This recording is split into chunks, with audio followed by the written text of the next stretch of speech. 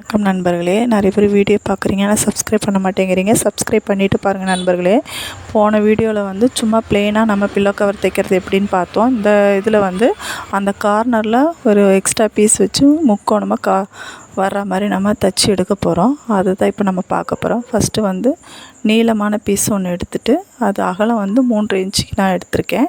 அதை ஃபஸ்ட்டு ஒரு கார்னர் நம்ம மடிச்சுட்டு அதுக்கப்புறம் அதை இன்னொரு மடிப்பு மடித்து அந்த அதுக்கப்புறம் ஒரு மடிச்சோம்னா நம்ம வி ஷேப்பில் அந்த மார்க் கிடைக்கும். அந்த மார்க்கில் நம்ம அடிச்சுட்டு அதுக்கப்புறம் அது உள்ள எக்ஸ்ட்ரா பீஸ் அந்த கார்னர் பீஸை கட் பண்ணிவிட்டு உள்ளே திருப்பி அது பார்த்திங்கன்னா ஒரு கார்னர் மாதிரி கிடைக்கும். அந்த கார்னரை ஒவ்வொரு முக்குக்கும் வச்சு நம்ம அடித்து எடுத்துக்கிட்டு அதுக்கப்புறம் நம்ம எக்ஸ்ட்ரா பீஸ் மடித்து வச்சுருக்கோம் அடிக்கிறது, அப்புறம் சின்ன பீஸ் மடித்து அடிக்கிறதா அதுக்கு அடுத்த ஸ்டெப் நம்ம வச்சு போன வீடியோவில் மாதிரி நம்ம அடித்து எடுத்து திருப்பினோம்னா பார்க்க நீட்டாக இருக்கும். இது பிடிச்சிருந்தா லைக் பண்ணுங்கள்.